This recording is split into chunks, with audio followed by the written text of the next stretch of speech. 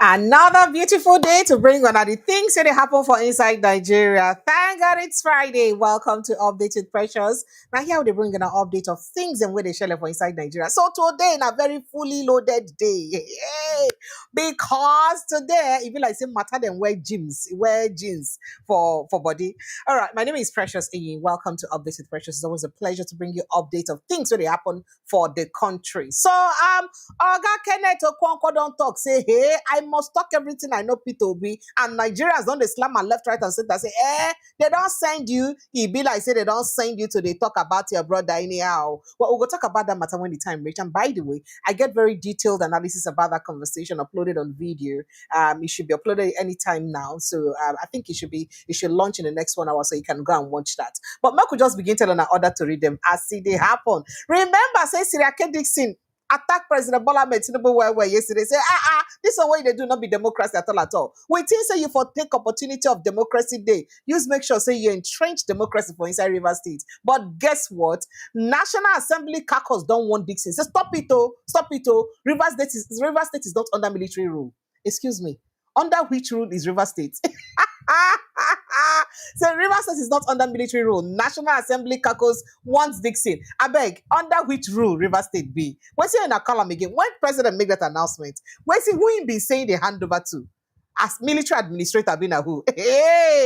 Meanwhile, talking about River State, again, Fubara visits Wike, 6 reconciliation. See, Oga, beg, ma Oga, I beg, forgive me. We'll move on to other issues. You see, they talk about Wike. For all those people when they criticize Wike get a word for now. Wike get a word for now. He said, waiting.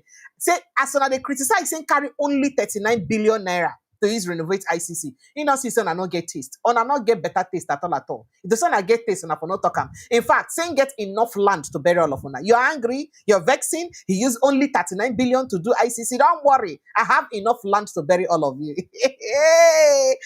Okay, so we can move on to other issues. No. Can't move on to other issues because this is still talking about Democracy Day. Timmy Frank don't commend Dixon courage in confronting Tinubu's military rule in River State. Meanwhile, the presidency here now say Kako stock say no. It is not military rule that we have in River State. Okay, still talking about things that where they share for inside Nigeria, and as it happened yesterday will be Democracy Day. People see they talk as Bugaje don't talk, say Tinubu surrendered by sycophants detached from ordinary Nigerians. Saying a sycophants, na they near am. Say, you don't even know what's in ordinary Nigerians that they go through. Oh, by the way, you don't remember that Yab or Jab, where be say President Jab or Yab opposition parties yesterday. I be say, if I no put on a house in order, I'd be happy say on I not even day together in the first place. Well, Ogabukola Saraki, former Senate President, don't respond to President Bola Ahmed Tinubu. Say, no worry. Honorable, quench your mic. Saraki reacts to Tinubu's mockery of opposition. Says, we will sort ourselves out. Don't worry yourself. We go sort ourselves out. Okay, so moving on to other issues. Despite one-time killings in Benue, youth stage pro-Tinubu Alia rally. Say, we support Alia, we support Tinubu. Yesterday will be Democracy Day. We'll move on to other issues. Terrorism charges. Judge moves Nnamdi Kanu's trial to DSS headquarters. And people are going to wonder why. Why? That DSS now be caught. Why want to move on to DSS headquarters? Well, you go get details of that conversation. Court admits Radio Biafra transmitter as evidence in Nnamdi Kanu's trial. I go also given the details. Resolve land dispute between Ebuka Obi, Ngokpala. IPOB urges Imo government. Igbo leaders also to do same. And then Oshiomholi's attitude unacceptable, says airline operators as Keyamo orders probe. Now government won't probe wouldn't lead to that, wahala. Military confirms arrest of Chinese national terrorist collaborators in Borno, Yobe. Chinese national, they join body with terrorists. Now, wow. Now, what if this kind of happen for China? How they go take them? All right, so moving on. Anambra security operatives shoot dead 17-year-old boy near market. Near market. This is really very sad. This is really, really, really very sad. Well, that's not part of the matter then we will bring for this evening. Focus on leaving lasting legacy instead of preparing for second term. Yaga Africa tells President Bola Ahmed Tinubu, my people, now the matter they want to carry for the month come. Tinubu saved Nigeria from economic collapse. Soludo hails Tinubu. Well, welcome to the show, ladies and gentlemen. Always a pleasure to be with you every evening to bring on a matter then with the hot for Inside Nigeria. Joining me for Inside the Studio, now Prince Francis Chilaka. Prince Francis, welcome to the show. And thank you so much for joining us on the show this evening. How are you? I hope this thing is very good. Yeah, it's good now. It's good. Are you sure? Yes, it is good, sir. Everything is fine. All right, sir. Where do you want us to? You see the Orishi we bring for table this evening. Where do you want us to start with? Where do you want us to begin with this evening? Because it do me a kwako. Okay, so let's start with River State very quickly because say that matter the hot well. So you do remember that yesterday, Siriake Dixon lambast or blast the federal government where we say how can states everybody, Nigeria entirely, they celebrate Democracy Day, but now only River State now you know celebrate Democracy Day. Say that kind one say they unacceptable. Say how it go happen. In fact, he talk a lot of things concerning that matter. I sure say you see waiting in talk. No could no go through the pain of bringing the video footage of waiting in talk again. What's be your reaction to that? Because right now, now. House of Assembly caucus don't react to the things and when talk. Say, they don't want themselves. You know, say them, they don't want to tell and say, if you don't take time, say they go suspend them.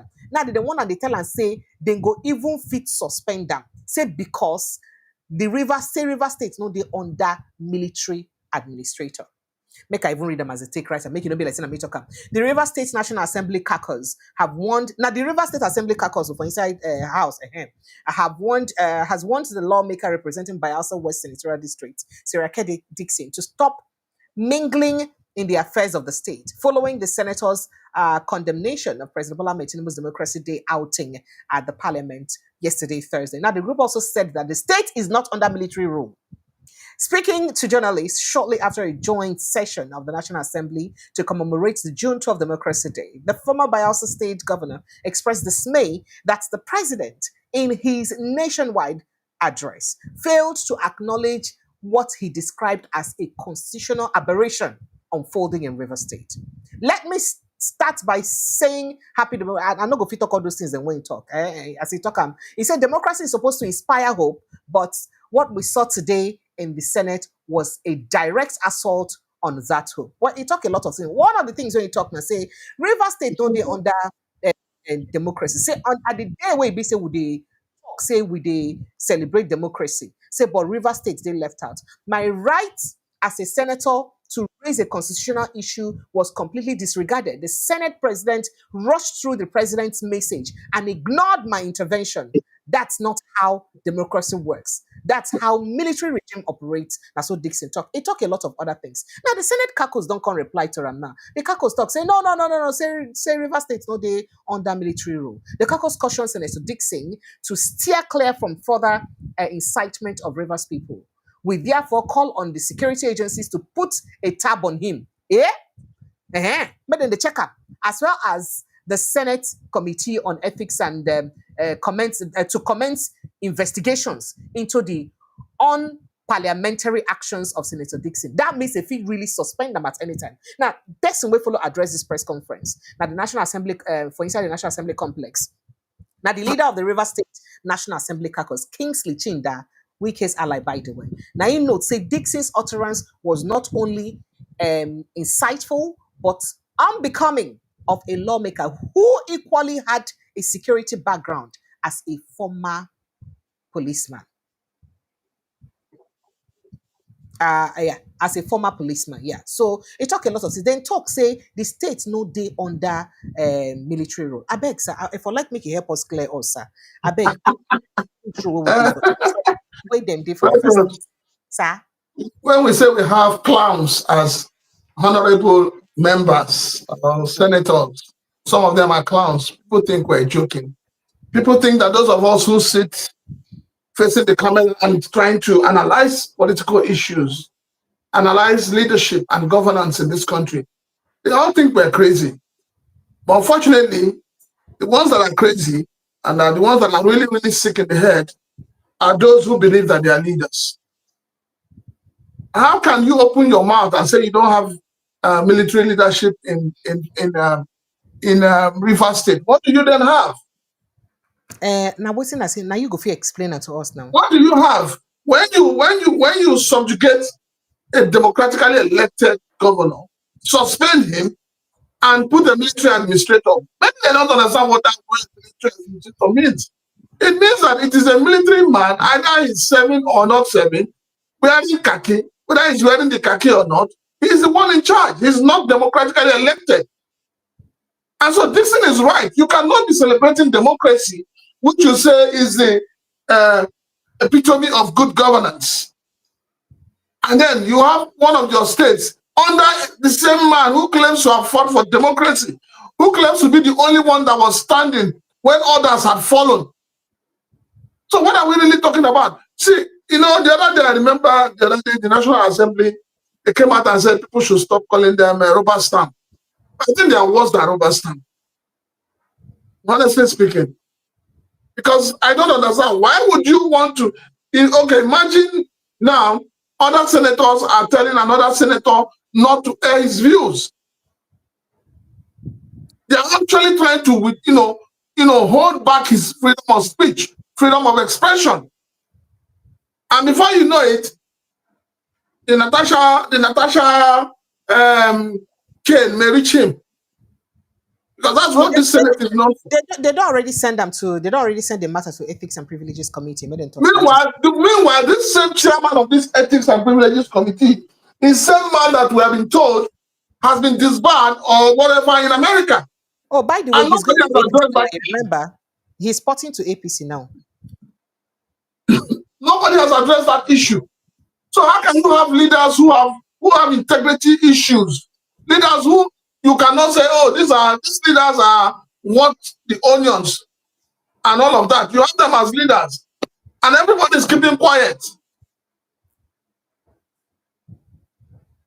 So as far as I'm concerned, I think that Dixon is within his right to express himself, and the Senate is also within his right to listen to him. But to begin to think of punishing him, calling security agencies on him, then we are no longer practicing democracy. Oh, make I even tell you what's in them talk in clear terms. And talk say, let it be categorically stated that Rivers State is not under military rule. The current administrator of the state, Vice Admiral retired Ibok Ete Ibas, the put retired, is a retired military officer, just as Senator Dixon is a retired police corporal. And then they forget, wait, hold your peace there. They forget that Dixon was duly elected by the Nigerian people. Please, who elected Ibas? Who elected him? So suddenly, people elect themselves. Or suddenly, Mr. President has become INEC that elects people. So why do we have elections if the president can actually appoint whoever he wants to be a governor? Then we should throw away the electionary process. So maybe they don't understand. When you say you are appointing a caretaker committee chairman for local government, are they duly elected? They're not duly elected. He who pays the piper dictates the tone, period. So what is happening in Rivers State is an aberration. It is not in tandem with democratic governance. Also, they have no respect for the people of Rivers State. Okay. All right. So make a live and there if you say we could live and there. But speaking about the River State matter now, because as I talk to, okay, by the way, before we even speak about the matter, some people don't also hail Senator Dixon for waiting a be saying get to do. Former Deputy National Publicity Secretary of the All Progressives Congress, APC, to me, Frank, don't back Senator Siriake Dixon by condemning the anti-democratic actions of President Bola Tinubu administration. This na person will be seen as staunch man for inside APC for him to even follow the condemn this thing self, make himself no chop suspension for inside the APC. Oh, sorry, him be move back. Now, Frank make talk this one today for inside statement where he be say he sign and personally today Friday. He say this is after this one, in fact, he talk a lot of things. He say he talk about what Tinubu they do as what Tinubu do concerning the democracy day and how they good at all. Say for 6 months. Say in fact, say the opportunity of the democracy day supposed to be an opportunity for president to also make sure say he established democratic system back to Rivers State. Well, you don't already talk about them, but make I go to within Ogasim don't do, because for those where they find Ogasim in life, but they say they see him with Yonga. They hear me, sir. They see him with Yoga. So the suspended governor of River State, Sim Fubara, visited the minister of the FCT territory, Nyesom Wike. Again, now I don't know whether you remember, sir. Say the last time we be say Wike get interview for this matter, Wike talk say now only once my Sim don't come see him. Say and that once when come, say income with two APC governors, sadly, and say he never come again since that time come see him. So maybe na that queue now he be say sim carry now go see him again. Because according to report where he be say them beat their chest, say they feel reliably and confidently confirm. They say Fubara meet Wike for inside the house for Abuja. And on Monday night visit am.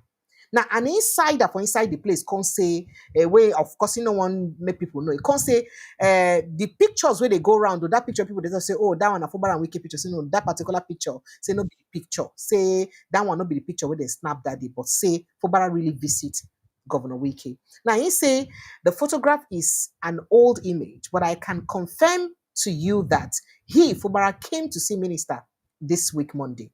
The meeting is believed to be part of Fubara's effort to restore peace between him and Wike and other relevant stakeholders in River State. Ngwano, make I let you answer to that one, sir. So how you take see this step where BC Fubara they make? Oh dear, I think the network has booted you out. So Sorry. Sir. I'm, How you take see this step where BC Fubara they make to go back to your God peacefully? I'm shocked at the way Fubara is behaving. Why, sir? Because Fubara obviously is not behaving like a man that is, he's ready to do anything for power. Fubara is no longer thinking about the people, about those who stood behind him, about those who have continued to, condemn the aberration we have in the state. Fubara has been jumping from London to Lagos to Abuja to Port, seeing how he can grab back power. And then I keep asking myself, what he's doing now, is that in tandem with the original arrangement? Let's not forget the fact that Fubara was duly elected by the people. But what Fubara is doing now just cuts off as if, the people no longer matter. And this is where a lot of us are not happy with him. He simply shows that he's not a man you can fight for. He doesn't have a staying spirit. That's the meaning of it. He doesn't have a staying spirit. He's gradually becoming a man who is so desperate to have power back. And that because of that, he's ready to do anything, that is asked of. So I don't know why Fubara is behaving the way he's behaving. Fubara should calm down. The suspension is not the end of his life. And what is the guarantee he will have that if they call off the suspension, these same honorable members will not impeach him? The other day, you had the factional chairman of APC in River State, what's that his name, Okocha, saying it. That you're coming to pay APC does not mean that your sins will be forgiven. So I don't know why Fubara is just disgracing himself all over the place. And so I'm beginning to think that, yes, Wike knows the man and the person of Fubara. And Wike understands that he's one man, if you push him, he doesn't have the power to resist. Could that be why he chose him in the first place? I think so. Everybody wants to bring in somebody they can control. That's the truth. Right. Okay, so speaking about the Wike man now, say Wike don't talk. Say, why on the lambastam concerning ICC, International Conference Center, in-build International Conference Center, all of on the VEX, the Paras in-build Conference Center. Say, why on the lambastam inside the matter? Say, those of on where they complain, say, he spend too much money for the conference center, so I don't get taste. Because if I get better taste, I understand why he get to even spend even more money. Sorry, he get to spend that kind of money to build the conference center. Say on a taste now on a no get, now make on a thing say the International Conference Center to cost. But beyond that, in talks, in fact, say for those people where they think the pepper for body, don't worry. Say Equatorial people now then they sell land well for River State. Saying get plenty land to bury people with this in the pepper for body. Minister of the FCT Federal Capital Territory, Nyesom Wike, today Friday, lashed out at his critics, saying he has land to bury all of them. Now, he spoke at the commissioning of the Apowasa Road, one of the key access roads under the Outer Southern Expressway. project. And he declared that no amount of criticism would derail the President Bola Tinubu administration's commitment to completing abandoned projects across Abuja. He also explained why BC in name the ICC after President Bola Tinubu. I mean, you know, Daisy, they built ICC with about $240 million, 240 million naira when they build them under military rule. But him can't renovate them with 39 billion naira. Renovate, 39 billion, over 300% the price. And then call them over the person, I name him after the person who BC give him money to renovate them. So he did a great job. But Oga Wike say, if you want to die because we named the refurbished International Conference Center after President Tinubu, God die. I have learned to bury you. He said, Precious, calm down. We seem to have renegades as leaders. We seem to have men who have no respect for the dignity of Nigerians, who have no respect for the Nigerian citizens. And I keep asking, what is the value of a Nigerian citizen? If a minister can come out to speak like this, then it simply shows you that they have no regards for the people. But people, they clap for the money at the time when your president is asking people to be patient, to tighten their belt and all of that, and they're spending money without, looking back. People are dying of hunger, starvation. On Nigeria already, we have what we call multidimensional poverty. A lot of children are out of school. People cannot access good medical health. And you are spending 39 or 31 billion to refurbish. Not even that you built a new one. You refurbish an old building. And you have the effrontery to come out and, rub it on the faces of Nigerians. It shows you the kind of leaders we have. It shows you that in terms of leadership, we have lost it. And that is the truth. We have lost it completely. It is no longer an issue of saying, God, come and help us. No, it's now an issue of for the people to wake up and take their country back. That is where we are now. Those who claim that they will not vote, this is a time for them to come together and begin to think about voting. Get your voter's card. You need to vote this rubbish out as a people. Because this is the height of insensitivity. The other day you saw a video depicting the nonsense and the callousness going on in FMC Abuja. You don't have money to buy ordinary hand gloves, but you have 39 billion to go and spend on old building to renovate it.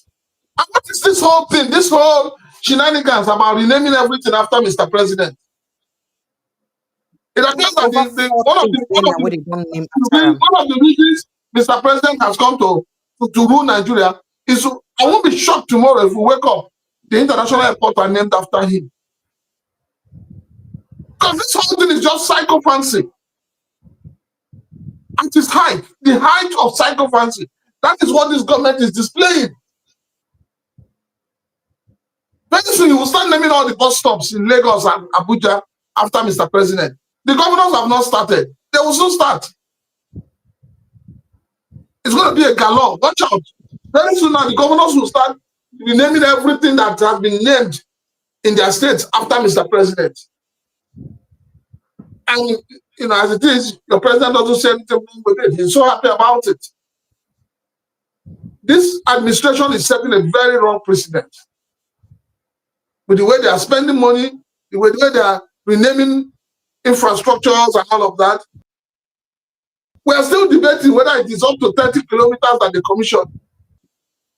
And we're asking, when did we get to this, insanity, this low level that will start to commission half, not even half, uncompleted projects as a country in the 21st century. And then that day you had a lot of men who call themselves men of honor and proven integrity, gather in one place clapping hands. And this idea of clapping for everything that is said by a political leader needs to stop. The next will tell you, I went to Sheraton to use their toilet. People will clap. What is really, really going on? Okay, so speaking about governors supporting the president, Anambra State Governor Professor Chukwuma Soludo has said President Bola Tinubu's administration rescued Nigeria's economy from collapse and restored the country's public finances to a path of solvency. So that's to say, if not be President Bola Ahmed Tinubu and the economic policies won't take, say Nadayo for the inside right now because in fact for just for being something else for us right now.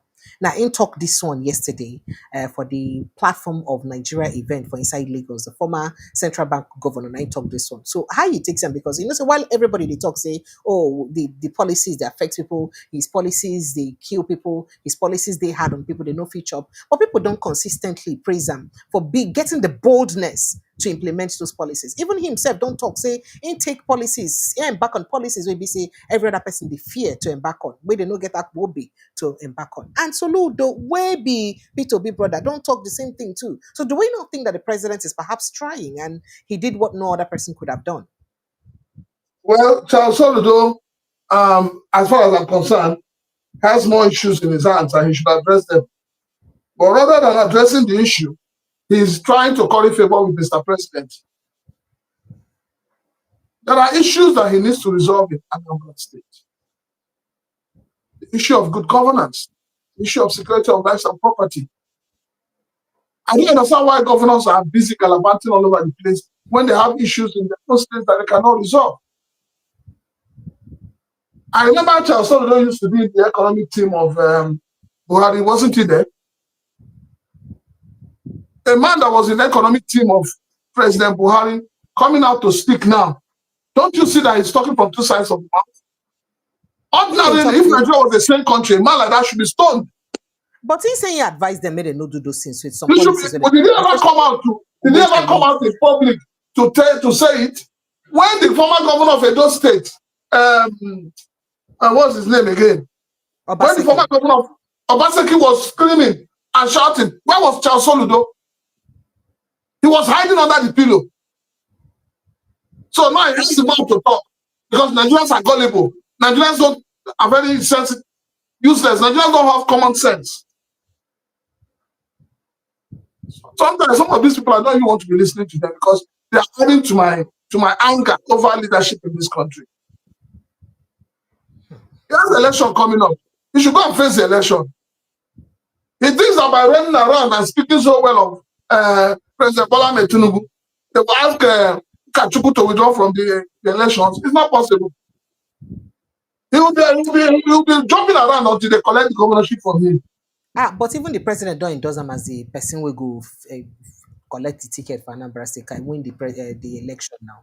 President endorse him as a carry. No, the president has, if you follow, immediately after that endorsement, the president told Kachuku, go and capture Anambra State for me.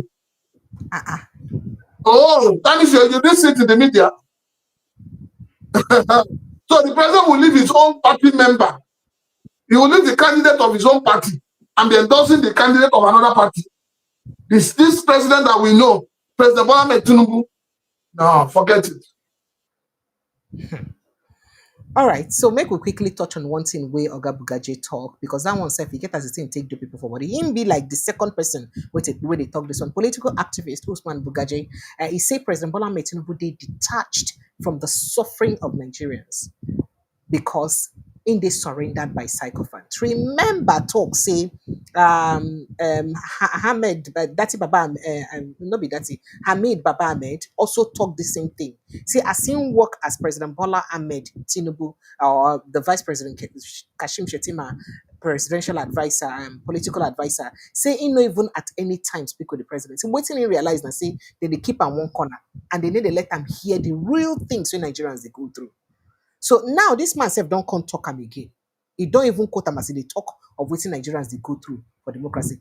In talk this one for Inside Channel Television as he say the grant interview concerning 26 years of unbroken democracy. In talk say the president's inner circle shields him from the harsh realities of the citizens or that the citizens are facing. In fact, make a quote and small. He said it looks like the president has been completely encircled by sycophants. They don't allow him to see the realities. They don't tell him the truth. But if he knew what was happening in society, he would be ashamed of himself. As far as I know him, I never thought he would allow this situation.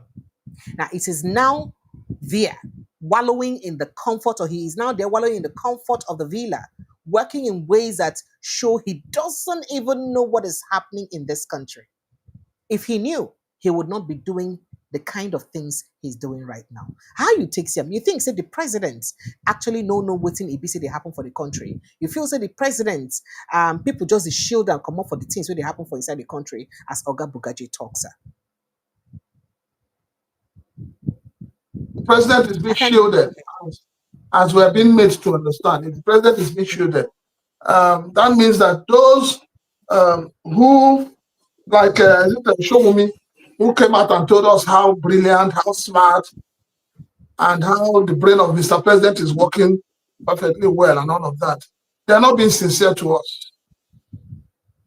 I believe that Bola Ahmed Tinubu is a man of himself. And I believe that nobody is shielding him from anything. It's just the president that is doing what he wants to do. He's enjoying the moment. So nobody should come out and say he's being shielded. No. I think that that is an excuse to keep giving for presidents in this country. And that is why leadership has never been a good one in this country. Because we keep looking for excuses for them. We keep making excuses for them. We shouldn't be doing that. The buck stops on the table of Mr. President. So if anything is going wrong and Mr. President says he's not aware, just like the former president was always telling us he's not aware, he's not informed, then something is wrong. We should look at those we're electing as leaders. We should be very careful when we're electing leaders henceforth. Because if the president is, if people are saying that the president is being shielded from the people, from the same people he campaigned to, some people, the same people he went from door to door campaigning, suddenly he no longer reaches out to them. Suddenly the people are no longer worth the salt. Then he's not a good leader. That's just it. Okay. I don't know whether you remember what Oga President Bola Ahmed Tinubu talked yesterday for inside the floor of the House when Ibisi even they talk about democracy and opposition parties. When he talk say, well, if the opposition not agree put their house in order, say him waiting concern them, he go happy for them. You know, because you know go feedback them and put their house to that order. But former Senate President Bukola Saraki don't react to waiting President Bola Ahmed Tinubu talk. That thing when talk, and I go play the footage, make you hear him. Remember, saying being talk, say for me, I will not say try your best to put your house in order. I will not help you to do so. As a matter of fact, I'd be happy when you don't do like that. Now, reacting to Tinubu's remarks, Saraki, while fielding questions from journalists after attending the Democracy Day ceremony, which took place at the National Assembly, admitted that his party, the People's Democratic Party, is in crisis. He also urged members of the party and other opposition parties to get their house or houses in order. Now, Saraki talk say, I think we must take him at his words. I mean, he spoke well, saying that he's not a one-party state man, as it were. So we must take him at his words, and he support a multi-party. So we are all in the same page. That's why we are going to, you know, we're going around and bringing everybody together to come around so that we can, you know, make sure that we put the pressure and work things right. But make I quickly play you that footage of waiting the president talk. Make you hear him. Plus the song when they sing for him. Because I sing talk up. They can't clap for him. Can't sing mandate song for him. You know, say be not there yesterday. Try your best to put your house in order. I will not help you to do so either. It is indeed a pleasure to witness you in such a disarray.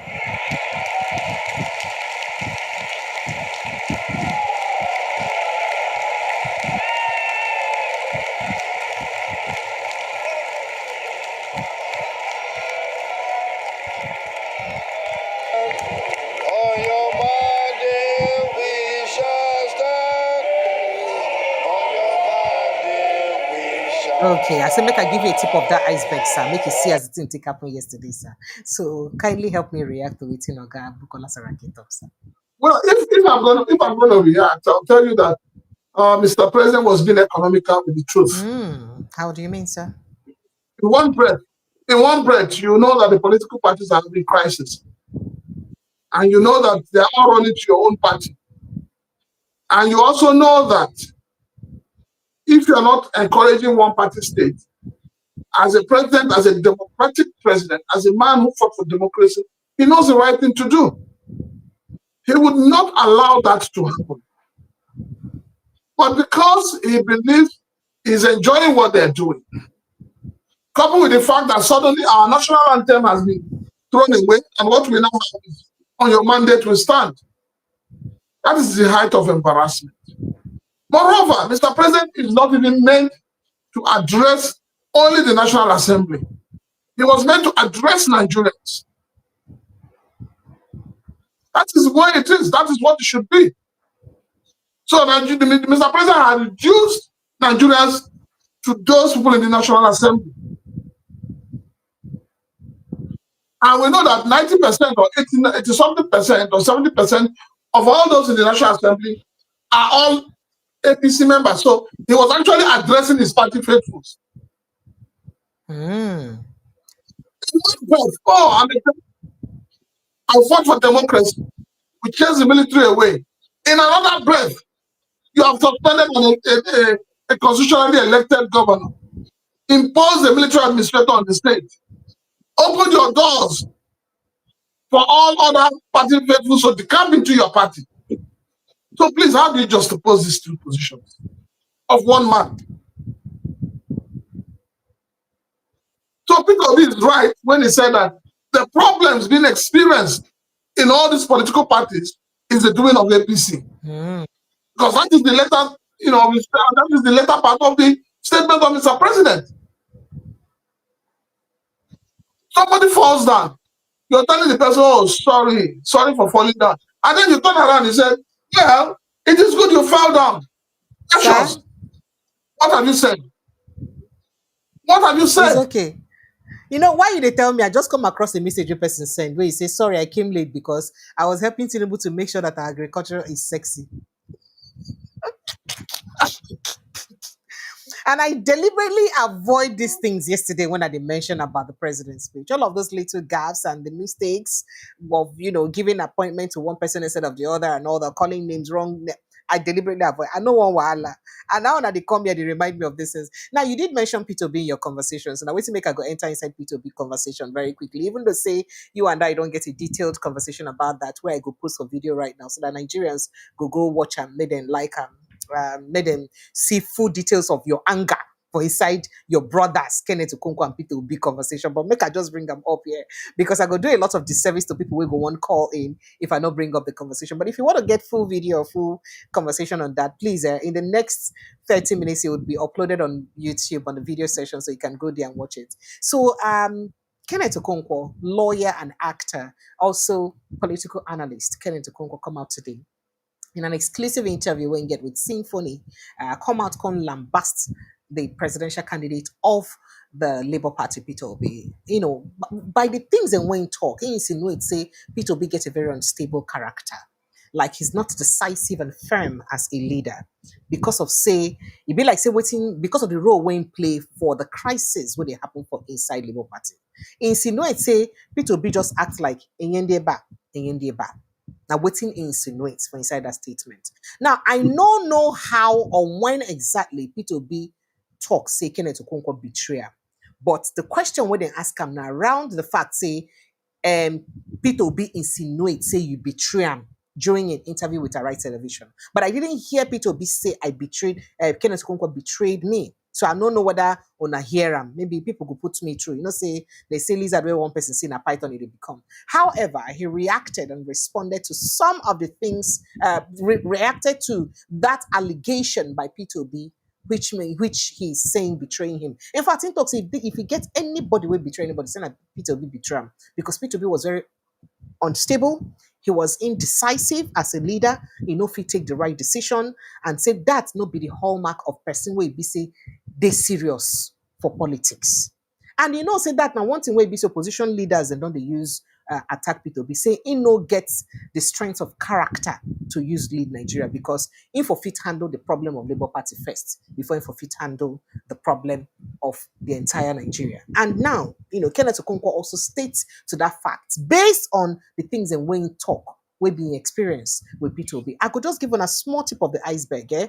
If when I want to watch the full one in the next 30 minutes, it could do my video session. But on a rush, go watch and there. But for now, make I give on a tip of the icebergs. Then, oh, by the way, for inside the video session, Prince Francis Chilaka also vexed, analyze the matter well. But make I just play a small star so that I go fit put small mouth so that others go fit talk inside the conversation. I see part of that Any conversation. Just watch a politician bit. that knows what he's doing cannot be betrayed by anybody.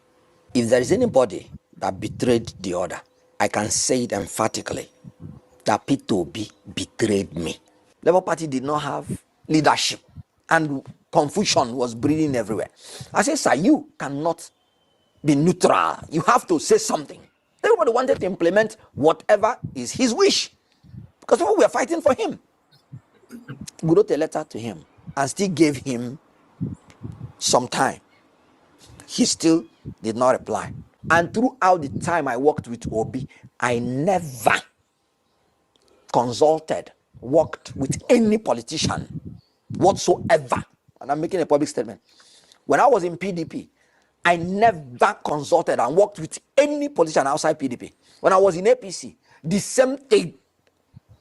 When I was in Labour Party, the same thing. Obi, when he said that somebody betrayed him, it is not true. Obi is the one betraying himself. And let me tell you the gospel truth. Nobody is murdering Obi's political career. Obi is committing political suicide. And I mean it. You leave the party if you can't solve the problem as a leader, so that your followers will not be confused. And so that you don't get so close to the time of the next election that you would have nothing to do about it. Now, you did not leave. You remained with them. Why? Because you're in cahoot with them in everything they're doing.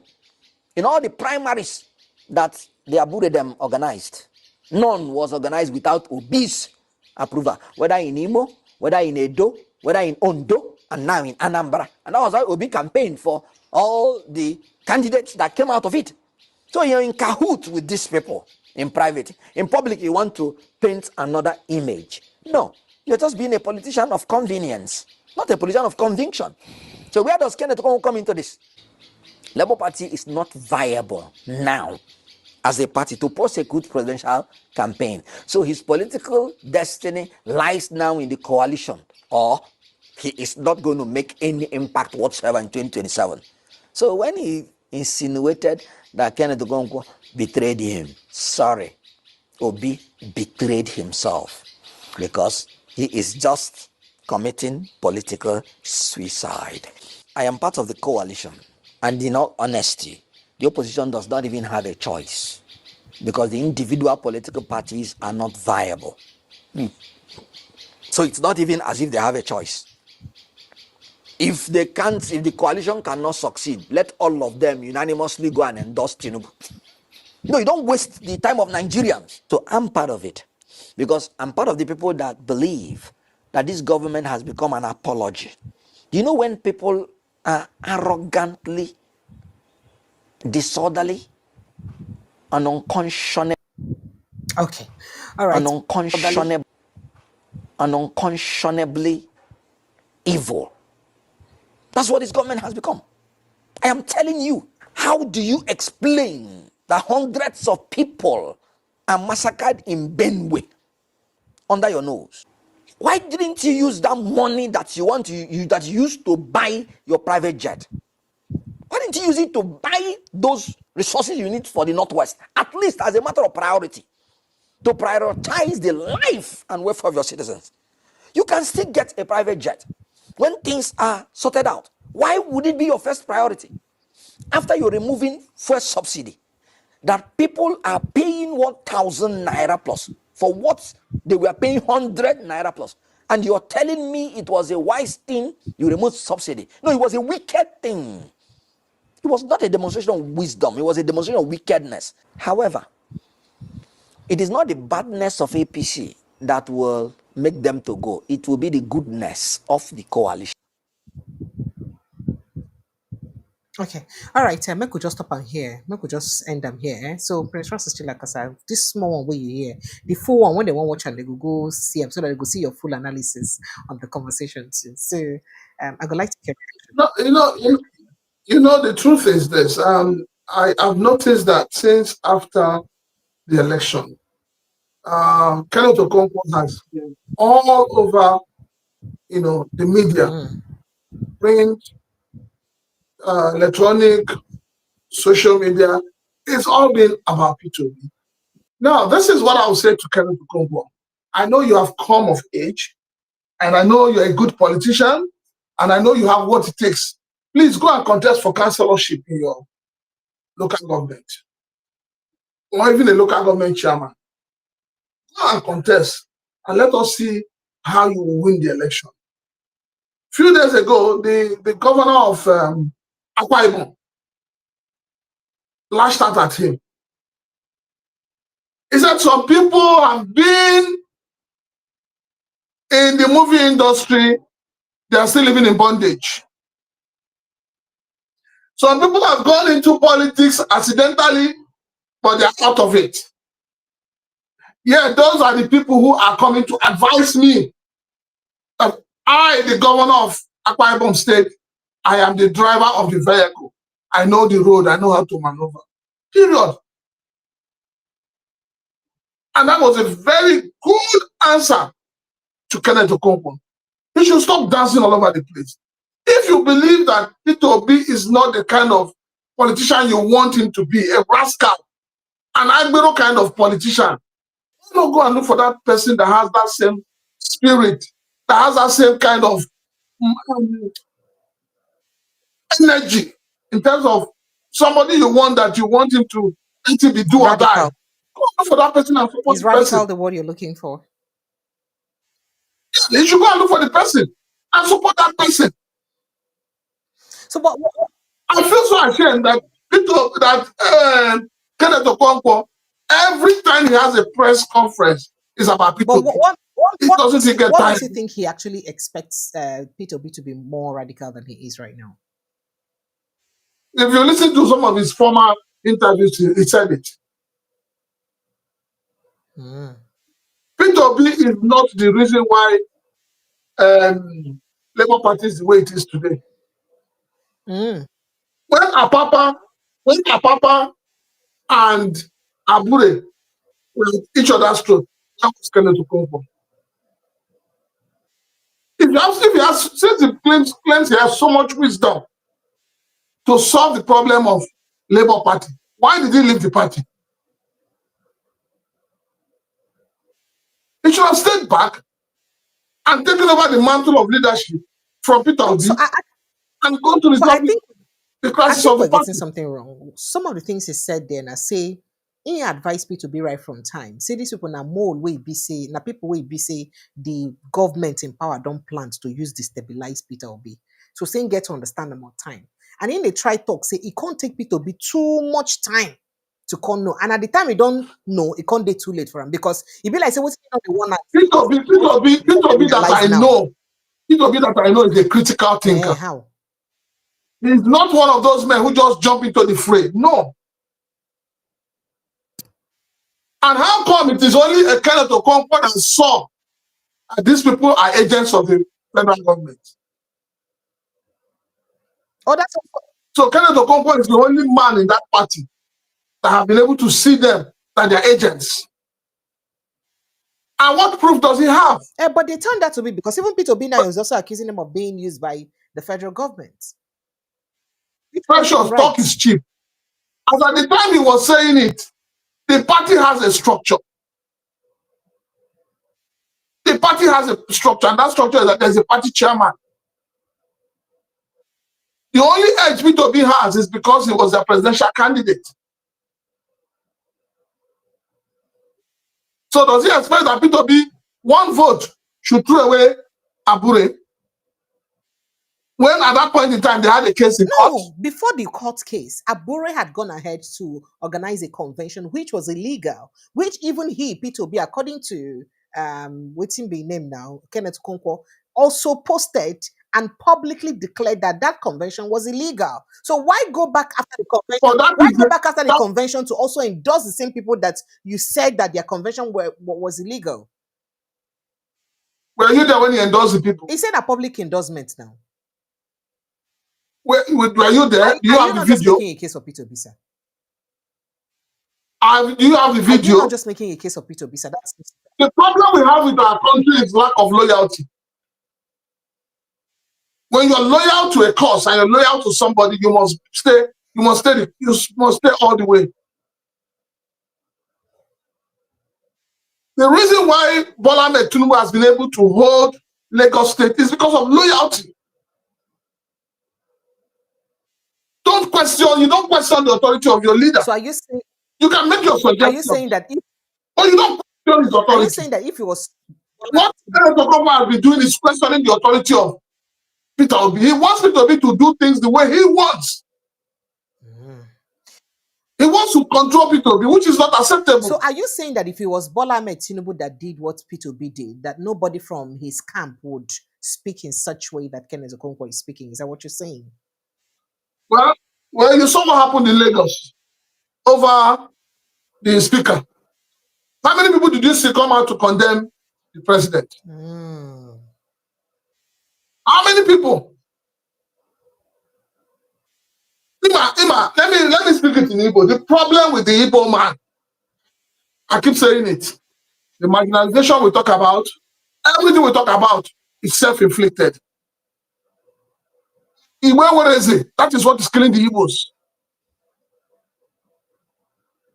Until the Igbo man begins to respect authority, this problem will continue to fester. The problem is that Igbo has no king. Everybody in his own house is a king. So Kenneth Okonkwo, please, they should go and relax. They should go and maybe go back to Nollywood.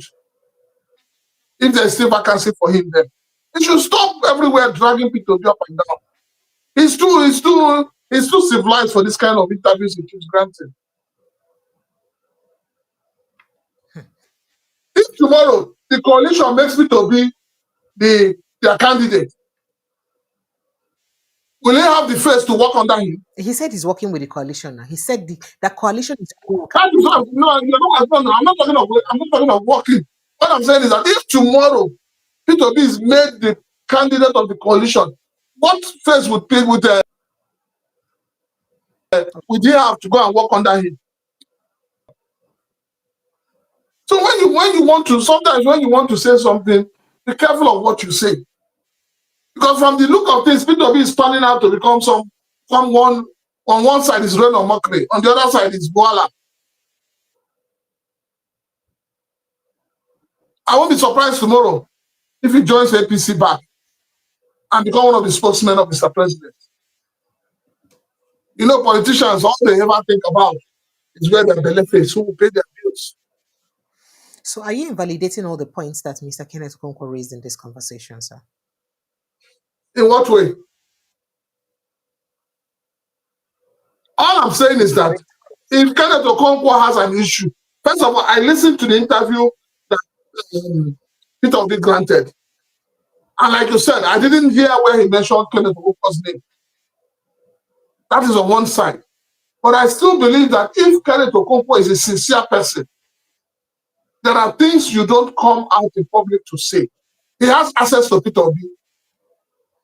If you are advising somebody and doesn't want to seek your advice, you leave the person. You don't come and be, demonizing the person every now and then. It also shows that you don't have character.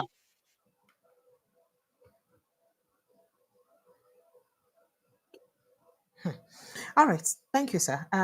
Phone lines will be open. I'd love to take your thoughts and reactions on this conversation, my people. But now, speaking about things that we need to do decisively, we see people carry placard, the campaign for Governor Alia, the Reverend Father, and President Bola Ahmed Tinubu yesterday, Democracy Day. They praised them. Say even though insecurity they benefit, say they support these two people where make I just end and there. You go like react to them, sir.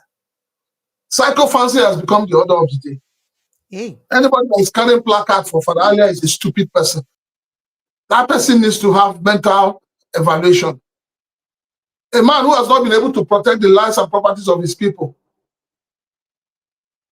On what grounds are they carrying placards for him? On what grounds?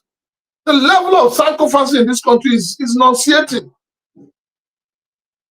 The same people that are being killed, the same people that hunger is dealing with, the same people that have been pushed into poverty, all they need is 1,000, 2,000, 5,000, and they will do what you don't expect them to do. It is really, really upsetting. It is really annoying the way quite a lot of Nigerians behave. In secret, they'll go and collect money and do the dirty job. In public, they'll come and demolish the government.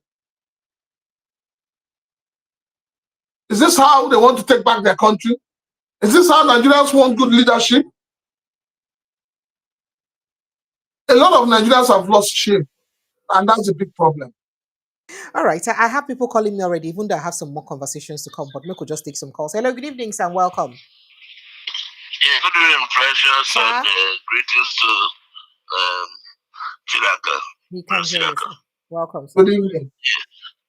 Yeah, sorry, I'm at work. I just want to make a quick comment based on Chilaka's view on Kenneth Okonkwo. Okay, sir, go ahead.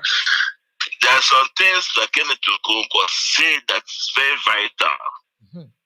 These people are getting confused. Where is Peter Obi standing?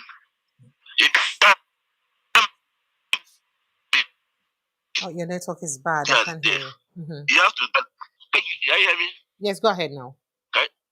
So the Labour Party is having crisis, and people can never vie on Labour Party. They will disappoint him. They mess him up. He knows that. Why is he romancing with them? Abuja will mess him up. He cannot go there and say, I'm saying, a member of the Labour Party. Let him define where he is. He has to define. That's what many people are asking that same question. He can't be a Labour Party standing where Abuja and his people will mess you up. How can people get ticket on Labour Party? It's not possible. Let it not confuse his people. In as much as I don't like what Kenneth Okonkwo say, but he has a vital point. You have to define whether you're a man or a woman. You can't be standing on Labour Party. That day they're having people know they're having a meeting with Article. We come up and say, I'm a full member of the Labour Party. Why all these things are not necessary? He even said it again, Seth, yesterday. I think during the book launch. He said it again recently. He said he's a bona fide member of the Labour Party. Why keep promoting the Labour Party? Go on silent with them. Do what you are doing. Because some answering questions about Labour Party. They're insulting you. The Labour Party, he says something about Labour. They came back and started embarrassing him. He's no more a leader of Labour. He cannot call Abuja in order. He cannot do that. Everybody knows it's obvious. That's why people are getting confused. Why this man doesn't really know what he's doing? I can't call him my enemy and always say, I can go and die with you. It's not possible. It's not, but let him define. I think that's a vital point I know Kenneth Okonkwo was trying to say. You know that I like Kenneth Okonkwo by coming out and that because that interview, Obi called him my junior brother. Yes. He said this is my junior brother. Obi did not insult him. Neither did I hear Obi say he betrayed him anyway. Obi did not also say I didn't hear Obi betray. I can't remember. I remember it's my junior brother. And Obi did not measure anything to bring him down. But he just tried to, unless maybe he has received a phone call from your former party, APC. Maybe they've called him in order. I don't know. Because these days in Nigeria, I can't decide where people are. So let me keep watching. Please, I'm at work. Thank you so much. Thank you so much. All right. Okay, Prince Francis Chilakasa. Well, I'm sure you got that reaction from Mr. Tony Chukudi. Mr. Tony Chukudi, I appreciate you. Thank you so much. No, the thing is, see, like I keep saying, it's if first and foremost, Okonkwo himself needs to tell us where he stands. Peter Obi has his own supporters who are the obedient. And the obedient, they know, they've said it severally, wherever Peter Obi stands, that is where they will stand. All I'm saying is that, for me, if Okonkwo feels that Peter Obi has not done certain things that he expects him to do, coming out every now and then in the media to attack Peter Obi is not acceptable. It is not acceptable.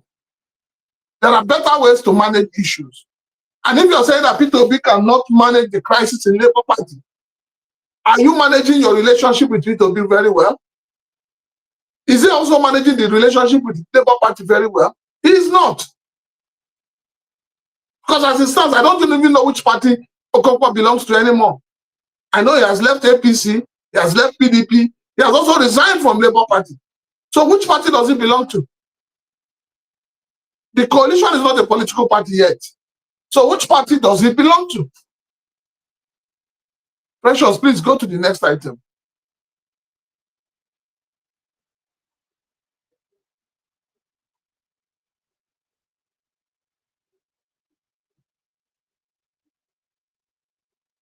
I can't hear you, Precious.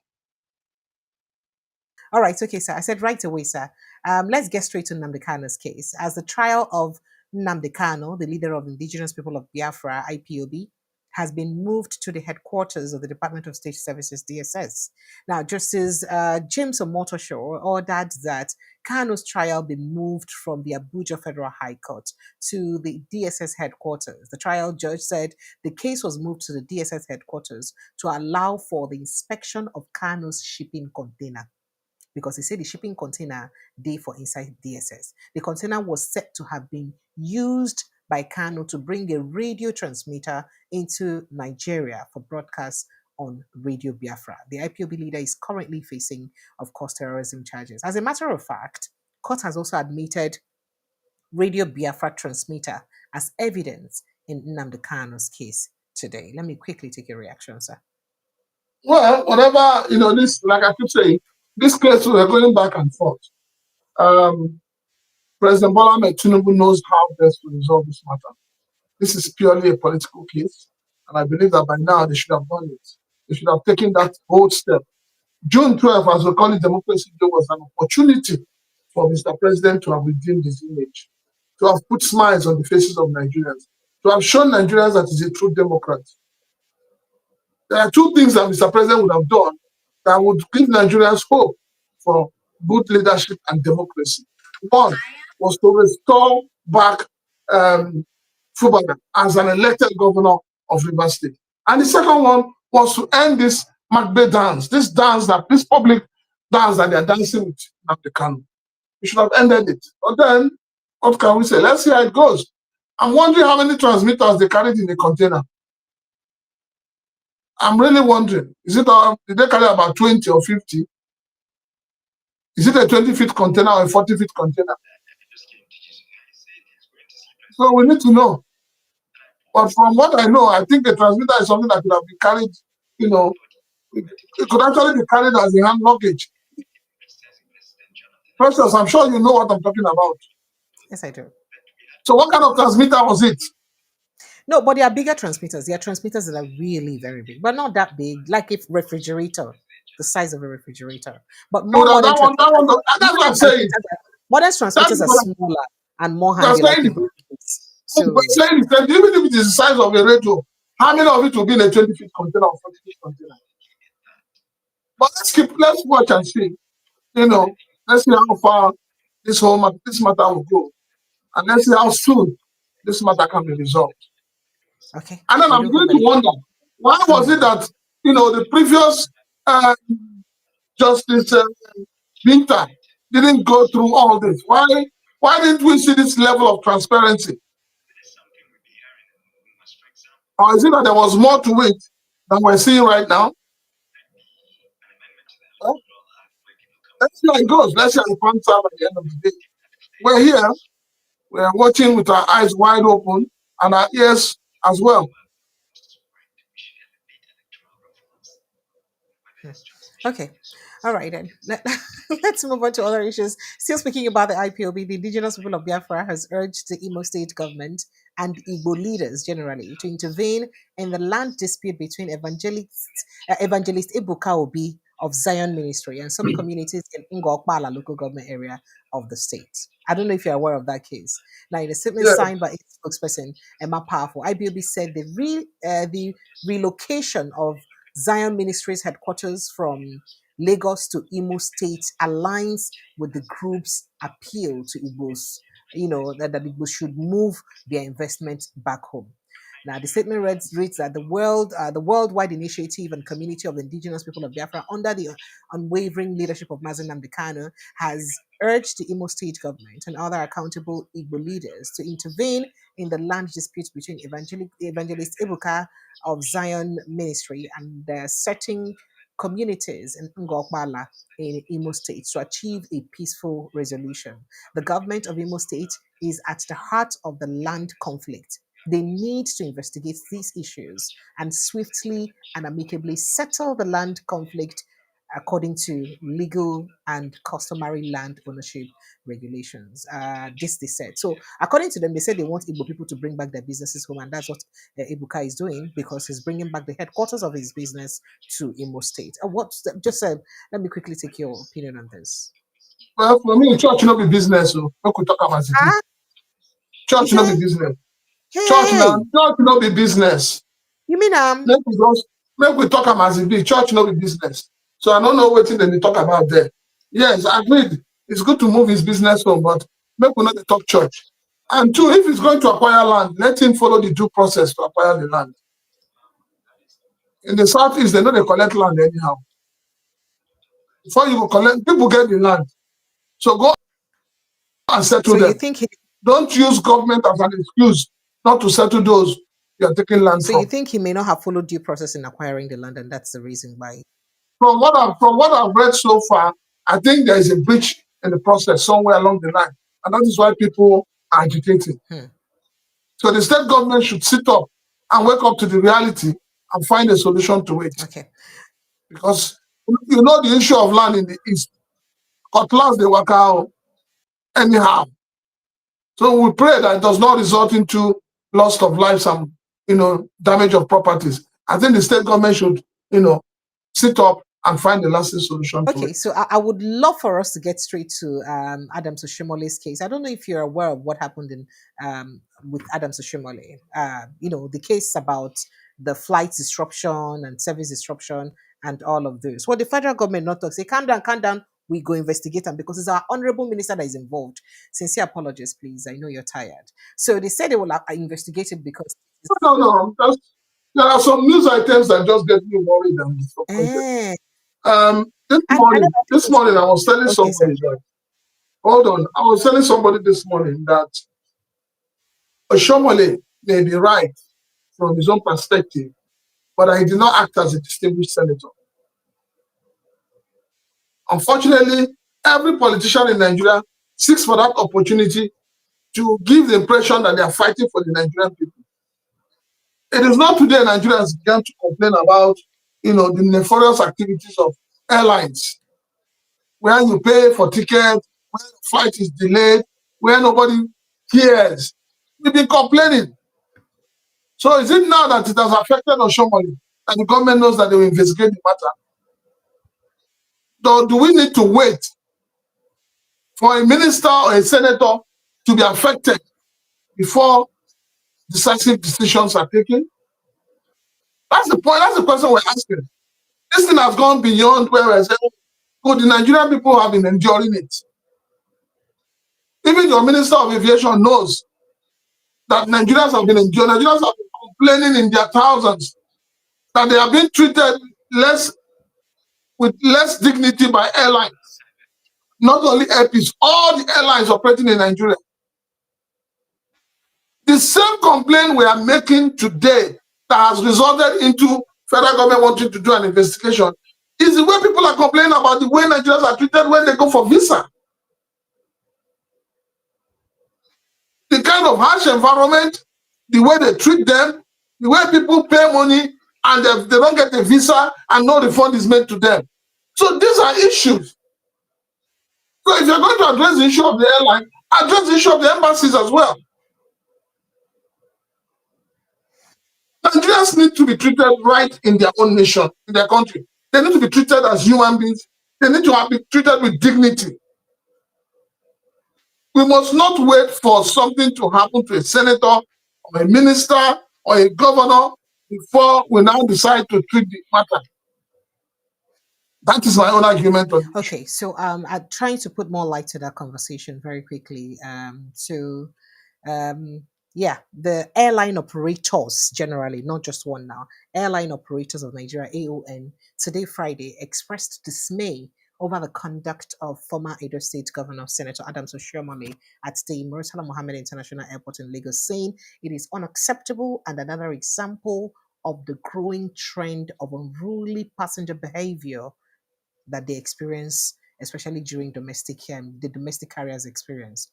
Now, spokesperson for the AON, Professor Obi Okonkwo, also expressed sadness that 2 days after the incident, the Federal Airport Authority of Nigeria, FAN, was yet to reveal what truly happened. Say fan will be saying that they're supposed to be in charge, never say talk what happened. Okonkwo spoke as the Minister of Aviation and Aerospace Development, Festus Keyamo, directed relevant aviation agencies to investigate the dispute.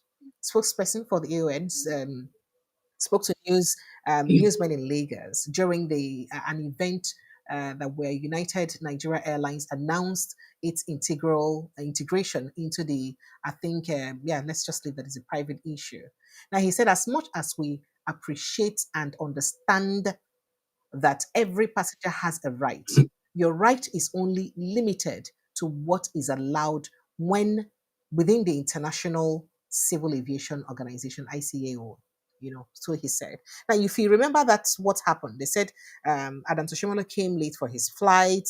The flight was supposed to take off at 6:45 a.m. He came into the airport at 6:10. That's what he said, or the airline said. However, another passenger who was there said he actually came in at about 6:12 a.m., which means he was much more late. And they said, now boarding they stop 45 minutes. And so they say if you don't come 45 minutes, even if you check in, no agree you, but stuff like that. But he's saying that because he had checked in online, that he should have been allowed. And moreover, that he saw the airline people selling tickets at very mad prices to passengers. So it can't be like say they deliberately stop people from boarding so that they go fit chop people money anyhow, even though he's denying it. But what is worse is the fact that he actually blocked the entire area. Let's quickly take a bit of a footage of that event if I can still recall what happened. The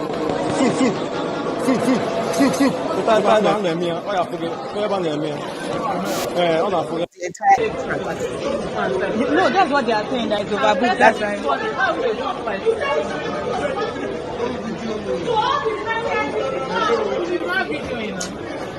How is the answer?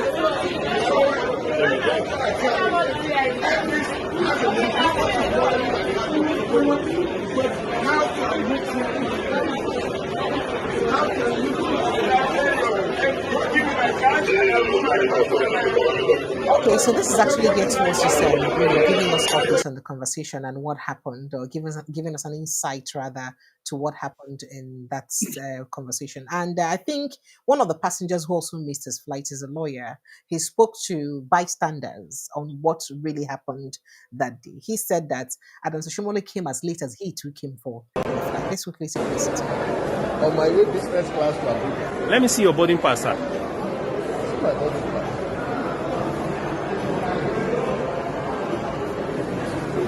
I'm Barrister Michael Fashola. Okay, sir.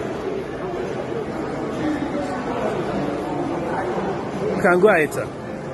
What time did you get to the airport? We got a system. 6:10. Okay. And the counter closes 45 minutes. 45. Yeah, 45 minutes. Yeah, exactly. Yeah. Okay. I saw that movie missed it. Okay. I saw him 6:12. Okay. Okay. Yeah. The rule is you have to be here 45 minutes before the time. Before the time. And it's stated in your ticket. Minutes before the time. It's a privilege. Okay. If the flight is delayed, Okay. in press street upon them, you're supposed to pay. Don't show up. What did you pay? That's aside. But it sees the security of the airport and block the entrance. Entrance. Nobody could come in. Nobody could go out. Therefore, resorting to self-help is never done. Wow. Thank you. Thank you, sir. Okay, so let me quickly take a reaction if you have further comment on that conversation while we move on to another issue, sir. Do you have further, sir? Precious, Sir? Precious. Let me be Okay, very honest with you. I've experienced not once, okay, not sir. twice, where a flight was delayed for up to 30, 40 minutes, 1 hour, because the minister was meant to board that flight. I'm Because the telling minister you, was meant to board the flight. But that's bad. That's illegal. That's delaying other people's business. the airline kept giving excuses why they were waiting until we saw the entourage of the minister enter the aircraft. That was when the aircraft. So our politicians, our leaders abuse power in this country. And the reason why they abuse power is because there is nobody to checkmate them. This is the only country where you will see a minister will be driving against the traffic and nobody will stop him. Sometimes in the morning, you need to wake up early to come and stand by the toll gate at the airport. You will see when a flight for, say, 6 a.m., by 7:15, you will see the siren of the minister or a VIP rushing to the, pushing, doing everything possible to push people off the road.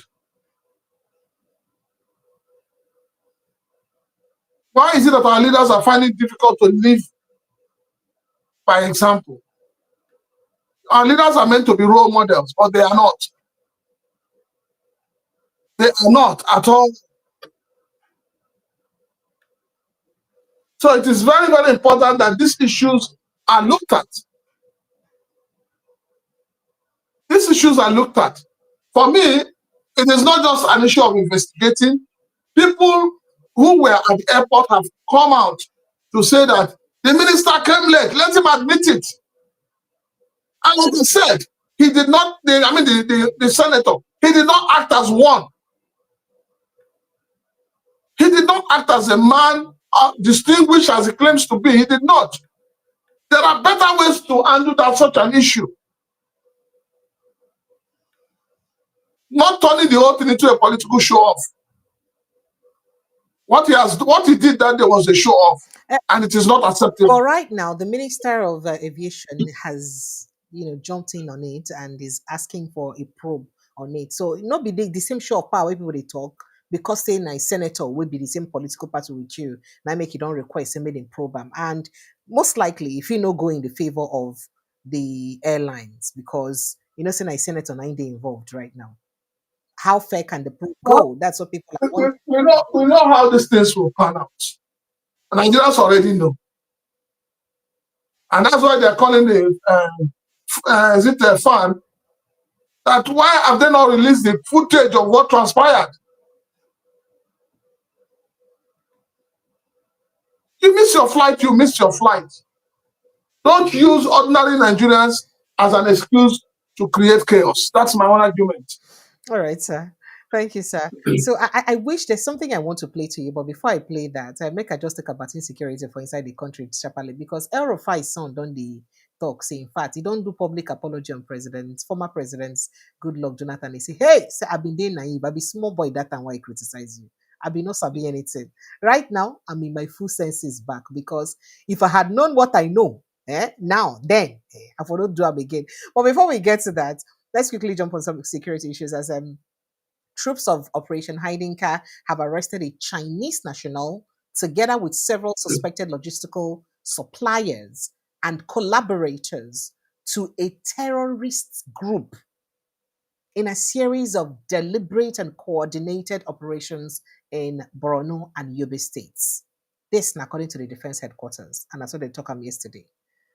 It did painful to see, say, person will be saying a Chinese national, they involved for things that happen. They say the suspected logistics suppliers are collaborators or collaborators were arrested with their items of interest, which included a vehicle, motorcycle, mobile cell phones, Chinese international passports, and 10,000 naira in cash and other the other things. And they said the military also alleged that the arrested suspects were indeed involved in aiding and abetting terrorist groups such as the Islamic State of West African Province (ISWAP) and of course Boko Haram, two of the groups that are known for the protracted insurgency in Nigeria's northeast.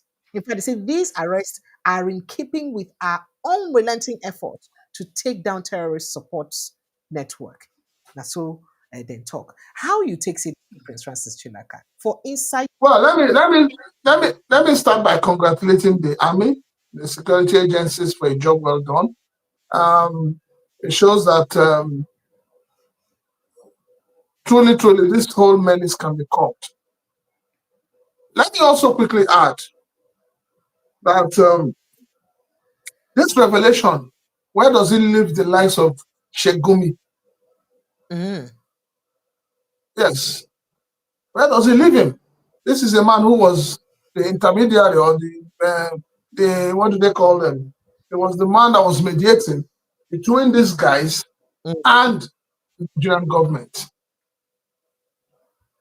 So if he has unfettered access to them, then there is more that meets the eye. See, a lot of Chinese nationals in Nigeria are doing so many terrible things. They maltreat Nigerians that work for them. They are behind the people moving out our solid minerals out of the country. So I think it is right time that Nigerian government puts, beams the searchlight on foreign nationals in this country. We need to know who is who. How many of them have the relevant papers to be in this country, and those who do not. With this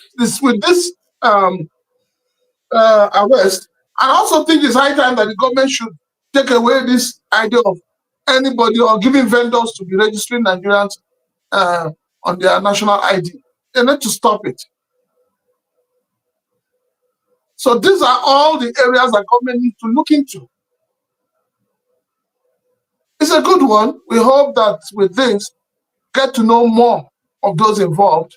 And we hope that the Nigerian army also have the courage to update Nigerians on this arrest and tell us how the thing pans out.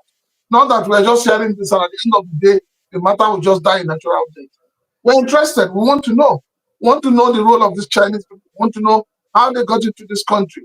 We want to know those behind it, because I don't think that the Chinese can just come into the country and begin to do such without having the support and backing of the local people, especially the Nigerians.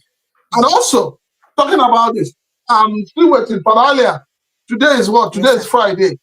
On Wednesday, you were supposed to release the names of those who have been behind, insecurity in the states. killings, and yes, we are still not seeing anything. You've not said anything. So we're still waiting.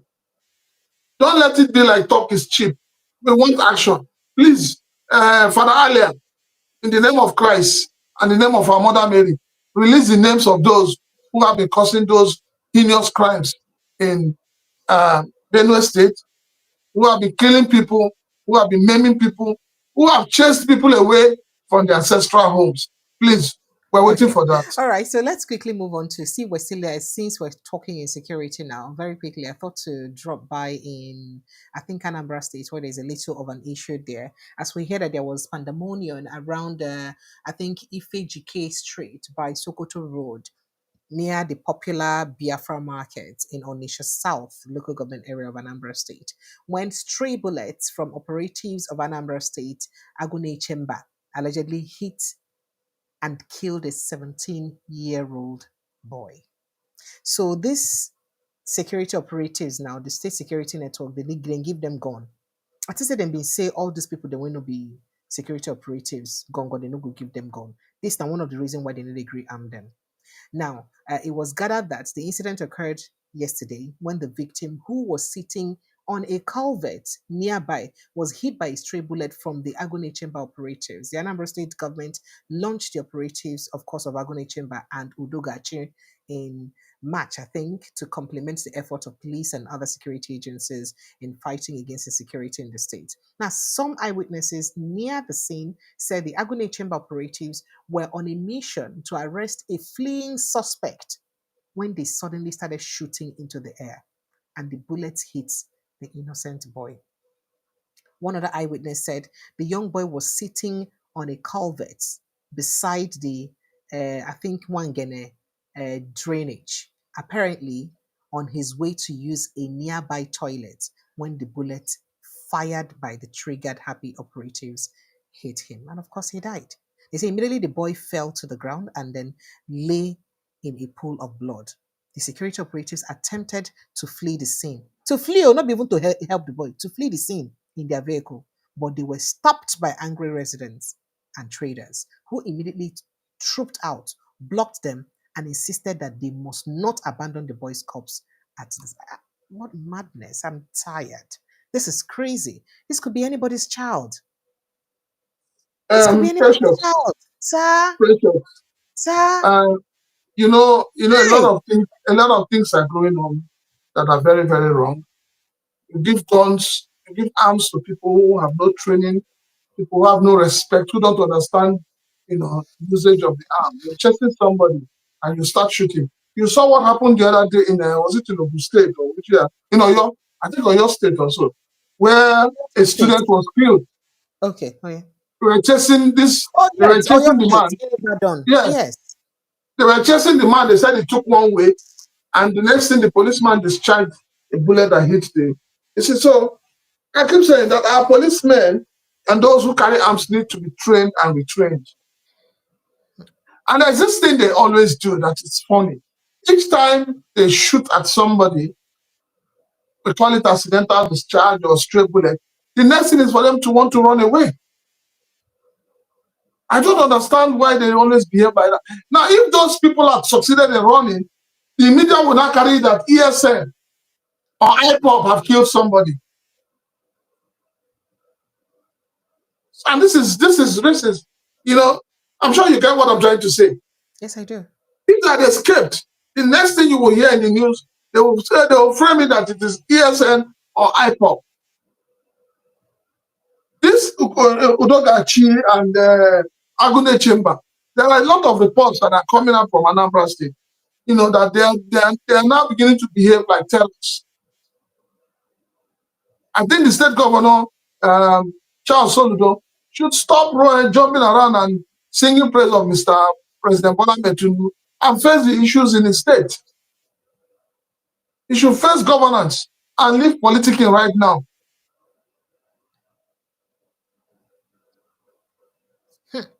This is sad, really very sad. Really, it makes me terrible. Before I go to the advice we Yaga Africa give our president and then begin take your calls very quickly, make I play footage of waiting Erofai son talk and as he used apologize to former presidents Goodluck Ebele Jonathan.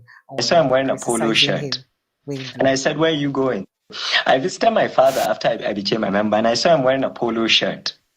And I said, "Where are you going?" I just came to GCV. I said he's going to see President Jonathan.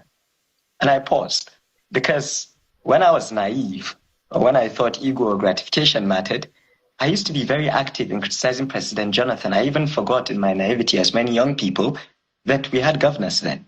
And I then find my father saying he's going to go and consult with President Jonathan.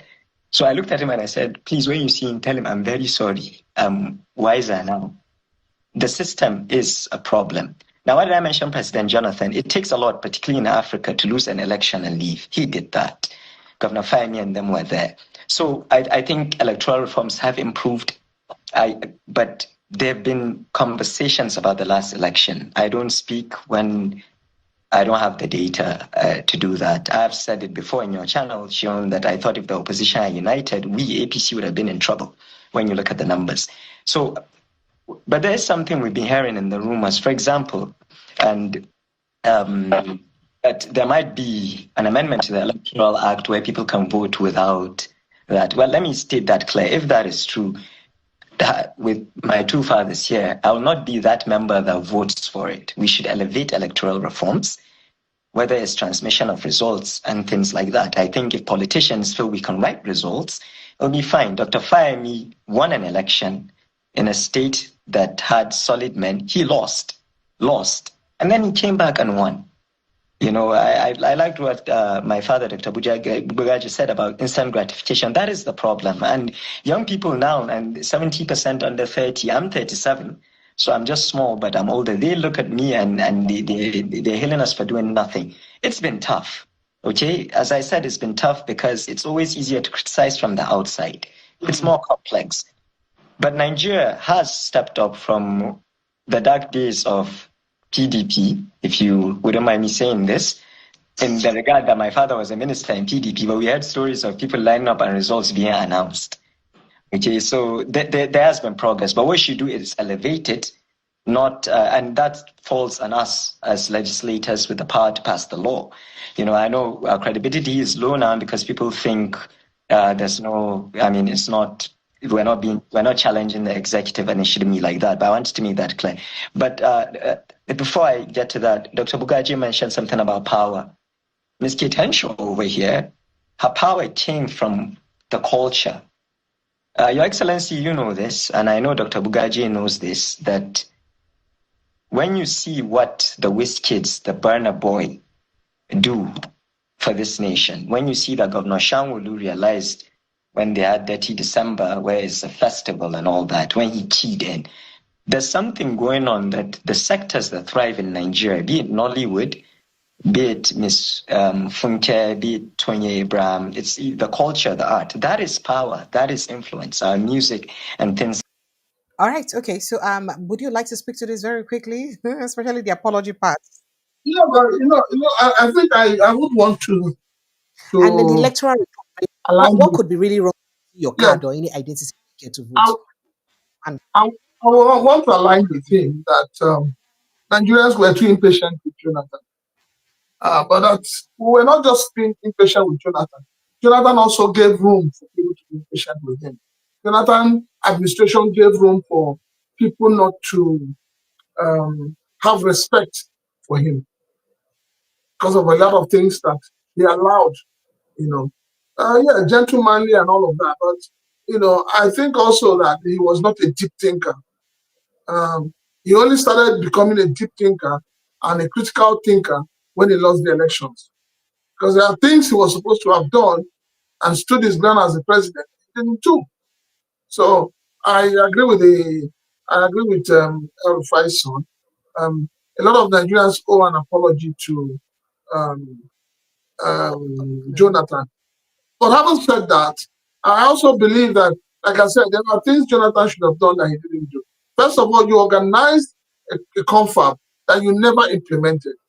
You took over from your former boss, the late Yaradua, who started to reform the electoral process, and you never followed it all through.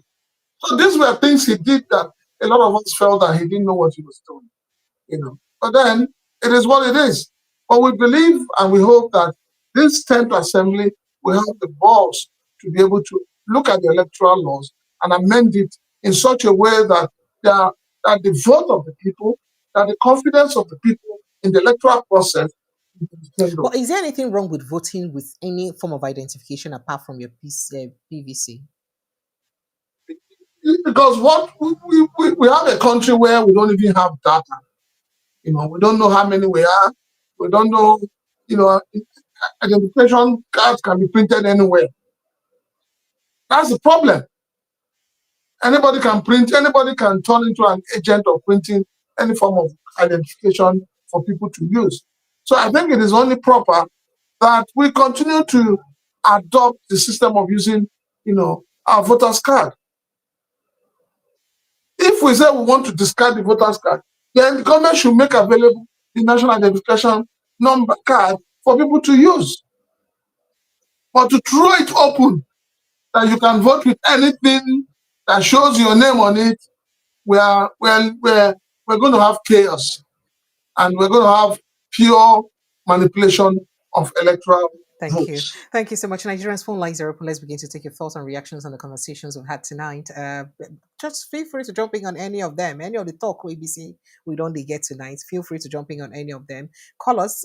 In fact, join the link WBCD for the comment section where I pin. Follow that link. It will bring you straight into the studio. And once you enter the studio, you will fit follow us put mad for inside talk. Or you call the WhatsApp line 0817 029 4077. 0817-029-4077. That's not a WhatsApp number you could call to put Matt for inside the conversation. So while the calls they come in, make a quickly let you know, Prince Francis Chilakasa say Yaga Africa, they don't advise President Goodluck, President Bola Ahmed Tinubu, but they tell and say, Oga, concentrate for governance. Concentrate to build lasting legacy for yourself instead of you to be prepared for second term agenda. Say that one for better pass. YAG Africa will be a civil society organization. They don't advise political office holders, including President Bola Ahmed Tinubu, made them make sure say them prioritize economic inclusion, education, security, and invest in leaving a resounding legacy instead of making just 2 years in office about campaigns. Well, the legacy is already being built. Mr. President is already benefiting from his legacies of having all the institutions renamed after him. That's a lasting legacy. What else do you want? We all know that in Nigeria, the first 2 years of any president is the only time they work.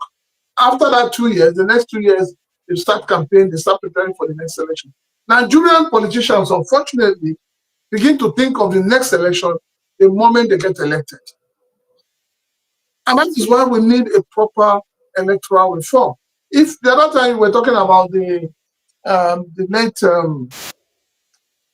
I'll remember his name, the man, the late judge that brought up, that handled reforms, White. and I talked about, Just you cannot swear, White, you cannot swear in somebody who has a case at the court or at the tribunal or whatever. So these are reforms that we should have implemented. And that's why I said, Jonathan should have been able to follow those things to the letter. But he did not. I don't know for what reason he did not. Imagine if we had that. It means that you cannot be sworn in as a president until your case is determined. But you now, what you have is a situation where a president has a case in the court or in the tribunal or the Supreme Court, and the person gets sworn in as the president. Then you forget that the moment you swear him as the president, the chief judge of the federation, the chief justice of the federation, is accountable to him. So do you want that chief justice to wake up and give a judgment that will remove him from office? So these are loopholes that needs to be taken care of. All right. Thank you so much, sir. All right. Now, Nigerians' phone lines are open. Let's quickly jump in on the conversation as fast as we can so that we can call it a day. I have Mr. Ike choosing join us in the studio. Mr. Ike, good evening. Welcome, sir. I know to hear you, sir. You can hear me now? Very well. Crystal clear. Go ahead. Let's hear you. God bless you, Sister Precious. God bless you, brother. And my brother Chilaka, God bless you. I enjoyed your program. Is it Arise or Channel the other day last week? I was impressed. Arise. You are making us so proud. I'm happy to listen to you on Arise, right? Sister Precious, the only why I came in is to remind you what I told you about 2 or 3 weeks ago, that what happened? Kenneth Okonkwo is working for Atiku. I think I told you about 2 or 3 weeks ago. Like what my brother Chilaka said, it is very, very sad that one of the problem of an Igbo man, like my brother said, is this idea of the spirit of this Republican issue of a kind of, that's what the Igbos are. But I've been traveling around the world and I've been seeing people who also have that kind of Republican minded like the Igbos. But they don't work against their brothers. But this is what we find in Igbo land today. We work against ourselves. I mean, Peter Obi is like Peter Obi is like an angel God sent in Igbo for the Igbos at this present time. But look at what our brothers and sisters are doing. If anybody wants to go to use the bathroom, it is Mr. Peter Obi. If somebody wants to sweep his backyard of his house, it is all about Mr. Peter Obi. You know, so I think that Kenneth Okonkwo, let him not do something that, I don't know, but I think that I don't know what he wants, and I don't know what he's looking for. And I don't think he's the only person who is in the inner circle of Mr. Peter Obi, And one thing that people do not understand this man is that, like what my brother Chilaka said, Mr. Peter Obi is a very great thinker. Look at, if you are following Mr. Peter Obi, look at all the whole people that have been telling Mr. Obi, do something, do something, do something. They have all left. They have all gone to join APC. They have all left. Those people who are saying Mr. Obi is their God. Mr. Obi is their saint. The last one is Shegusho It's Shegusho or what they call it. Who has been in all the whole station, everywhere he go, is only Mr. Peter Obi. Mr. Peter Obi should come to PDP. The only way that PDP survive is if Mr. Obi comes to PDP. Look at him last week. He has gone to kiss the ring. Now he's singing a new tune. He said Bola Tinubu now is more smarter than Obi and Atiku. You see, listen. If you listen to that interview of Mr. Peter Obi with Rufai, there was something very vital he said that I picked. Mr. Peter Obi said that if you are a man who is not patient, you cannot follow me.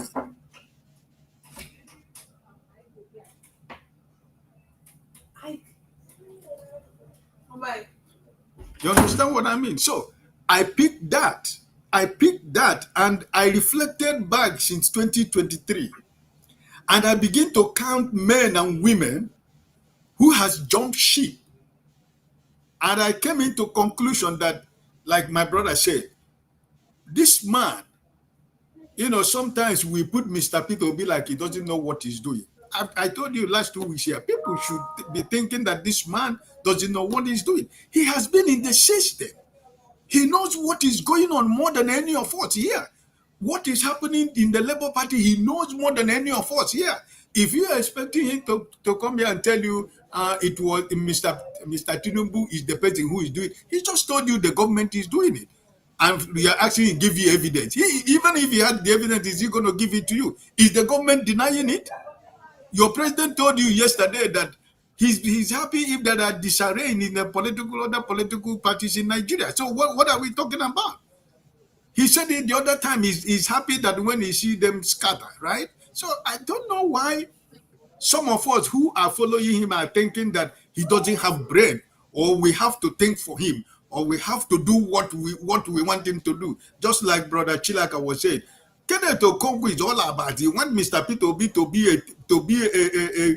a street boy, do things like somebody who is on Aburo in Lagos in Oshodi. He wants him to do something he wants to do. But this man is not built on that. He was not built like this. His life is different. And you just have to understand that. Like my brother said, if you know that he I don't tell him not to become an analyst in all the stations and social media. But why don't you remove Mr. Peter Obi from your mouth?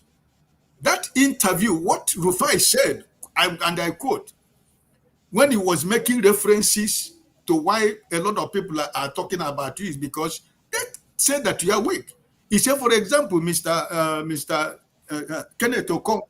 And Mr. Peter Obi said that, listen, Kenneth Okonkwo is my brother. He has right to decide to do whatever he wants to do. It's my younger brother. He used the word younger brother. This is what he said. He's my junior brother. And also he has right to decide to do whatever he wants to do. And that's it. So for him to come on this national television, begin to say Mr. Peter Obi said he betrayed him. I don't see where he saw that. And this is where people are. This is what is going to trend for the next 1 month or 2 months. I told you 2 weeks ago that this guy has left for a very long time. The day you saw him when the new executive of Labour Party, the interim executive, when the day they were inaugurated, he saw him there. You see where he was sitting at the back? He was hiding at the back of people. Because he has already moved on with Atiku. He's working for Atiku in the coalition. We know. We are not children. We are not little kids. But should you be Peter Obi that you want to use? People who have used Mr. Peter Obi ended very bad. So I think, like my brother said, if you think Mr. Peter Obi doesn't know anything he can do, Kenneth Okonkwo go and contest local government chairman in your state. But speaking to the facts of the things he mentioned, why is it difficult for Peter Obi to actually be decisive on where he is, so that person go know, so that you no go confuse your followers? Just say day before yesterday, they ask and say, where you dey now? He say he be bona fide member of the Labour Party, and people don't they tell her, and the obedient movement don't they tell her now, say make sure say coalition to join anybody or to be VP to anybody because no go vote for you. So it's as if Peter Obi is deliberately scared to go again. No. You listen to what he said yesterday. The days of I'm obedient to PDP, obedient to APC, obedient to NMPC is over. Obedient are one. And if at the end of the day, Labour Party decide that it is not Labour Party, if they don't want us in Labour Party, we go where they want us. So the era of I am obedient, but I am in PDP, the era I'm obedient, I'm APC is all gone. He said, yes, he said, I am a loyal, bona fide member of Labour Party, and that is what he is. It doesn't matter where the crisis is going. You were talking about Saraki the other time when I was listening to your intro. Doesn't Saraki know that there is no more PDP? Will he not say that there is no more a member of PDP? No, but he knows that but he is trying to say let's see how we can repair or how we can recover PDP. But PDP is unrecoverable. You can't recover PDP because PDP is gone. We have PDP on paper, but in reality there is no more party like PDP. So Mr. Peter, if Mr. B says now that he's not a member of Labour Party, which party is he a member? So that is a legitimate argument. And another thing I want to say before I drop, remember, immediately after the election of the presidential election, Mr. Peter Obi ceases to be the leader of Labour Party. It's Lexoti, who is the governor of Abia State. Because he's the highest ranking officer. That's the point. Elected the highest ranking officer of the party. So whenever people try to put everything upon his head, when it was during the campaign, yes. But after the Supreme Court, he didn't win election. Who won election? The highest ranking member is Lexoti. That's why he was asking Rufai, if I am weak, is Lexoti also weak? And is other people, other members, is everybody weak in Labour Party if I'm weak? So that's enough to tell you this man knows what is going on. Let's watch him. We are saying yes, 2027 is no more far. But let's see. We are still on 2025. And that is the main reason why the establishment and the solidification of obedient movement was his priority this year. And that is what he's doing. Look at what is being. My brother Chilaka can confirm here now. Why are they part of the rigging? Why are they refusing to register a new political party? Because that is the most strategic rigging of 2027 election. Okay. All right. So let me bring Mr. Mop. Mr. Mop, I thought I saw you here. Mr. Mop has disappeared. I saw Mop here just now, and I wanted to bring him into the conversation because I feel like he may have a contrary opinion to what you have to say. So Prince Francis Chilaka, would you like to react to whatever he said? I said it clearly that Peter Obi is not the leader of the party. And that's the mistake people are making. He was the leader of the party as the presidential candidate of the party. The leader of the party today, going by various party constitution, is Lexoti, which is clear. The only thing is that because Peter Obi was the presidential candidate of the party, they give him some, credence, some form of respect. But the truth is that he cannot automatically remove the party chairman. It is not within his powers. So everybody saying, "Oh, go and resolve the issue of the Labour Party." They're speaking out of ignorance. I am a party. I've been a party secretary, so I understand how the thing works. If for instance, that at the end of the day, maybe they just had somebody in the Federal House of Rep from the party. He's the party leader. That is the way the parties are structured. So please, like I've said, Kenneth Okonkwo should leave Peter Obi alone and face whoever is promoting within the coalition. Okay. All right. Thank you so much. Thank you, Mr. Aichus, and I appreciate you big time. Thank you so much. My phone lines are still buzzing, but it's about 2 hours to the show. And I'd like to. Do you have a parting shot, Prince Francis Chilaka? Well, my parting shot is that people should go to my YouTube. I keep putting up stories, putting up videos. Go to my YouTube, The Naked Truth TV 01. It's there. The Naked Truth TV 01. It's there. They should follow you like yes, they should go there and before you retire and go to the village. I'm appealing to Nigerians. We cannot take back our country if we do not go and register to vote. You cannot be talking about hunger, talking about starvation, talking about insecurity, talking about unemployment when you do not vote. So let us all get ready.